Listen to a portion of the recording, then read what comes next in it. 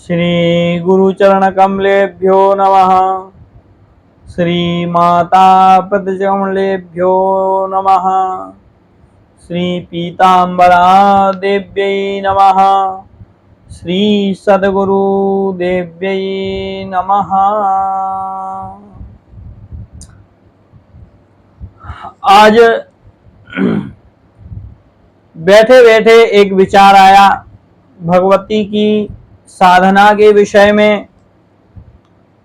जीव को भगवती की साधना, शिव की साधना करना ही श्रेयस्कर है। साधना करने से धर्मार्थ काम मोक्ष, धर्म अर्थ काम और मोक्ष चारों पुरुषार्थ को देने का जो बल होता है वो साधना में होता है। अब साधना का बल आएगा कहां से? साधना का बल प्राप्त करने के लिए ब्रह्मचार्य की आवश्यकता होती है। अब ब्रह्मचार्य का अभिप्राय होता है, ब्रह्मचार्य उसे कहते हैं जो अपने वीर की रक्षा करे। शुक्राणु जो मनुष्य के जीवन में जो शरीर को चलाने की ऊर्जा प्रदान करता है वो होता है शुक्राणु। शुक्र मतलब सप्तम धातु, जिसे वीर कहते हैं। यही जीवनदायक है। यदि वीर नष्ट होता है तो रोगों का आना प्रारंभ हो जाता है, रोग आने लगते हैं। वीर में बलम बल में वीर्यम, वीर ही बल है और बल ही वीर है। तो आज तक संसार में जितने बड़े बड़े योद्धा बलवान सूरवीर हुए ये सब ब्रह्मचारी ही हुए। जैसे कि भीष्म पितामह जो नैष्टिक वाले ब्रह्मचारी हैं। भूतो न भविष्यति, ना तो कोई ब्रह्मचारी अब हो पाया है और ना अब हो सकता है। जैसे हनुमंत लाल जी हैं, ये नैष्टिक बाल ब्रह्मचारी हैं, जो आज त्रिलोकी में जिनकी छत्र छाया है।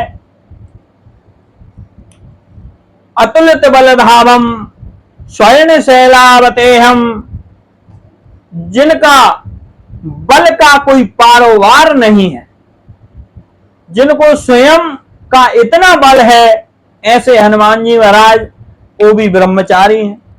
भीष्म पितामह ब्रह्मचारी हैं। तो ब्रह्मचारियों का बल मनुष्य का बल वीर है। यदि जीवनदायिनी है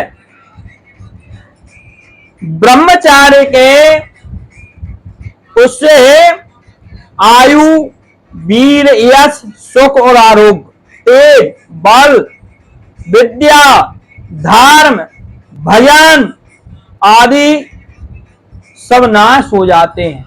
यदि वीर नाश होता है तो उसके साथ साथ आयु, यश, सुख, आरोग्य, तेज और बल और भगवान की भक्ति, यह सब नष्ट हो जाती है। कहते हैं वीर की एक बूंद में जीव बसे 9 लाख, मन मरोर नारी तजी आए गोरख की साग।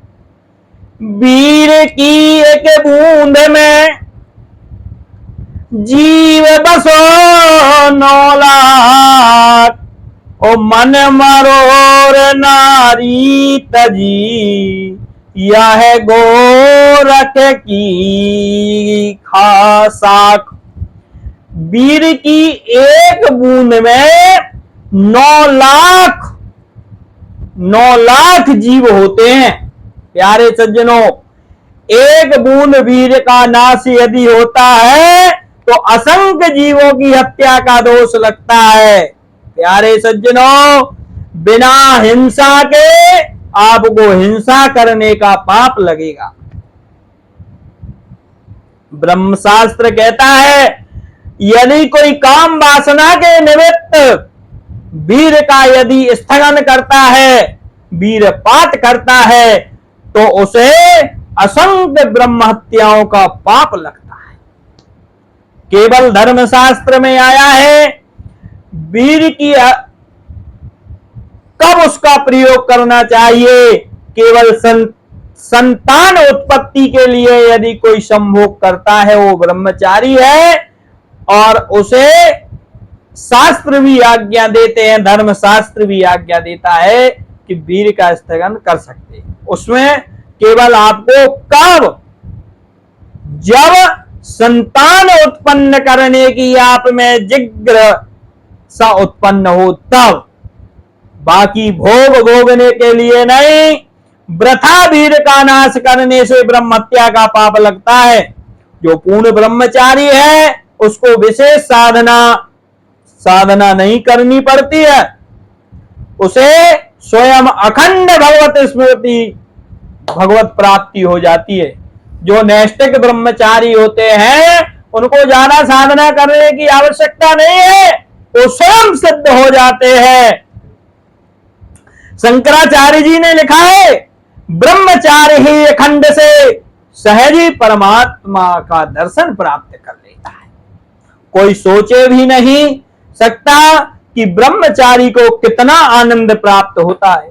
ब्रह्मचारी ना का जन्म अति बक्षति, ब्रह्मचारी को कभी किसी प्रकार का कष्ट नहीं होता है, किंतु मृग तृष्णा लुप्त काम सुख के चक्कर में ब्रह्मचारी क्षीण करते हैं, वे घोर पतन, घोर अशांति की ओर जाते हैं। मनुस्मृति में लिखा है भोगम न भुक्तम वयमेव भुक्तम, हम भोगों को नहीं भोग पाए, प्रत्येक भोगों ने हमको ही भोगा है। भोग को हमने नहीं भोगा, भोगों ने हमको ही भोगा है। संसार में प्रत्येक व्यक्ति आरोग्य और दीर्घ जीवी की इच्छा तो रखता है, उत्तम स्वास्थ्य की अभिलाषा तो रखता है। आयुर्वेद में शरीर रूप भवन में 3 वस्तु बताए गए, आहार, निद्रा और ब्रह्मचार्य। आहार का सर्वप्रथम है आहार। आपको निरोगी रहना है तो आहार की शुद्धि जरूरी है। आहार शुद्ध करना चाहिए। तेलताई चीजों का वस्तु जैसे रात्रि में दही नहीं खाना चाहिए, दूध के साथ में खट्टी वस्तु नहीं खाना चाहिए, मूंग की दाल नहीं खाना चाहिए, रात्रि में मूली का सेवन नहीं करना चाहिए। आयुर्वेद ने सबसे पहला आहार की शुद्धि ही बताई हुई है। पपीता और दूध साथ में नहीं खाना चाहिए, जहर हो जाता है, बताया है। फिर निंद्रा, मतलब व्यक्ति को 6 घंटा निद्रा भी जरूरी है, आवश्यक है, सोना भी जरूरी है। फिर अब 4 बजे जगना चाहिए। अब 12 बजे रात को सोएंगे, रात भर गर्लफ्रेंडों से बात करेंगे। अब रात भर जब बात करोगे तुम, 12 बजे 2 बजे सोओगे तो 8 बजे क्या जगोगे? तुम्हारा ब्रह्मचर्य क्या टिकेगा? है ब्रह्मचार्य क्या टिकेगा? ब्रह्मचार्य का तो पतन हो गया। इसलिए आहार निद्रा, आहार, पहले आहार को शुद्ध करो, आहार सुधारो, फिर निंद्रा, फिर नींद पर काबू करो। जल्दी सो, 10 बजे सो जाओ, 4 बजे जग जाओ। फिर पूजन पाठ में लग जाओ, अपने जो भी गृह कार्य हैं उनमें लग जाओ, आपकी दिनचर्या शुद्ध हो जाएगी। उसके बाद में ब्रह्मचार्य, ब्रह्मचर्य का पालन करना। यदि इनमें से एक भी ठीक नहीं होता है तो शरीर रूपी मकान जर्जर होकर के समय आने पर गिर जाता है। जैसे मकान की मरम्मत ना करो, उसमें कोई कमी हो जाए तो जर्जर होकर के अच्छी अच्छी बिल्डिंगें गिर जाती हैं। ऐसे ये शरीर रूपी हमारा जो शरीर है, ये यदि इसमें ब्रह्मचार्य नहीं रहेगा, आहार नहीं रहेगा शुद्ध, तो ये समय आने के पहले ही ये गिर जाएगा, टूट जाएगा। और आज यही हो रहा है। इसलिए वीर की संरक्षणा से ही मनुष्य स्वस्थ और सुखी रह सकता है। पुरुष को प्राय स्वस्थ रहने के लिए वीरवान होना चाहिए। ब्रह्मचार्य का वीर रक्षेति रक्षताम, जो अपने वीर की रक्षा कर सकता है वह वीरवान हो सकता है। नष्टे शुक्रे सर्व रोगे भवन्तु, वीर के अभाव में ही अनेक रोग उत्पन्न होते हैं। जब मनुष्य का वीर नहीं रहता ना, तो अनेक प्रकार की बीमारियां बढ़ती हैं। और जो ब्रह्मचार्य लोग होते हैं, ब्रह्मचार्य का पालन करते हैं, दृढ़ता के साथ पालन करते हैं, उनको रोग व्याप्त नहीं हो सकता है। आरोग्य की स्थिति वह सुखी जीव रहता है। ब्रह्मचार्य प्रतिष्ठायाम वीर लाभो भवन, ब्रह्मचार्य का पालन करने से वीर का वान हो जाता है और मनुष्यों को बहुत सुख प्राप्त होता है। इसलिए जीव को ब्रह्मचार्य का पालन करना चाहिए। ब्रह्मचारी को भगवत प्राप्ति अति शीघ्र हो जाती है। जिनके यहाँ संतान उत्पन्न नहीं हो रही है, वो समय समय पर ब्रह्मचार्य करें।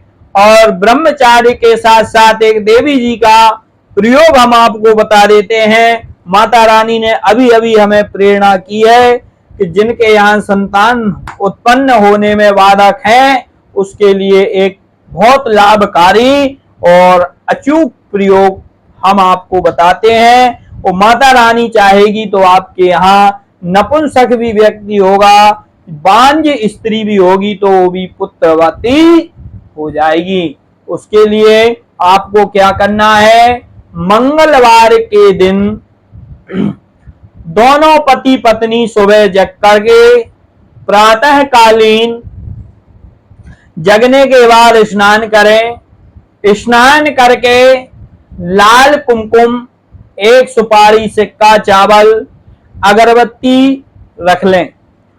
किसी भी देवी जी के स्थान में जाकर के एक लाल पुष्प रख लें और पुष्प रख करके उसमें स्वास्तिक बनाना है। आपको स्वास्तिक ऐसा बनाना है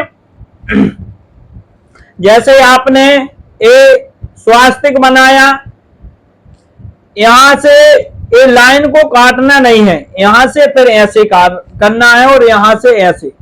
जो स्वास्तिक काट देते हैं तो उसका जो तत्व होता है वो खत्म हो जाता है। स्वास्तिक को बीच में काटना नहीं चाहिए। धन का निशान लगा करके लोग बनाते हैं, ये गलत है, ऐसा नहीं बनाया जाता है। स्वास्तिक का चिन्ह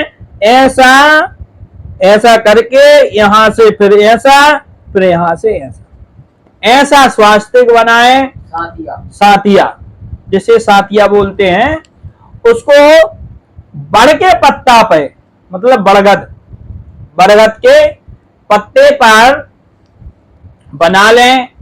उसके ऊपर चावल, एक सिक्का, सुपारी, लाल फूल और भगवती से प्रार्थना कर करके, हे भगवती राजराजेश्वरी, हमें पुत्र की कामना है, हमारा जो भी दोष है वो आप नष्ट करें और हमारी गोद भर दें। ऐसी 1 वर्ष तक आपको यह प्रयोग करना है। हर मंगलवार आपको कहीं के भी देवी स्थान में आप जा सकते हो, भगवती का स्मरण करके और पत्ते को सीधा का सीधा अर्पण कर दें देवी जी के पास। तो इससे आपको पुत्र सुख की प्राप्ति अवश्य होगी। यह प्रयोग माता रानी ने आभास कराया है, जो हम आपको बता रहे हैं। हमारे मन का आभास नहीं है, ये माता रानी ने आभास कराया है। जो आप दर्शन कर रहे हैं माँ भगवती पीताम्बरा के दरबार में भगवान के पार शिवलिंग है 1.25 किलो का, इसके भी आप दर्शन कर रहे हैं। आज पुनंत श्रावण मास के द्वितीय सोमवार की आप सबको हार्दिक हार्दिक शुभकामना। आप लोग हमसे ज्यादा लोग जुड़ें, हमारे वीडियो को देखें, अपने मित्रों में भेजें। आपको नए नए प्रयोग, कल आप लोगों को कष्ट निवृत्ति के लिए एक प्रयोग बताया जाएगा। आप ज्यादा से ज्यादा वीडियो को शेयर करें, लाइक करें। धन्यवाद। जय माता की। बोलो पीताम्बरा मैया की जय, सच्चे दरबार की जय। जय श्री राधे। हर नादेश।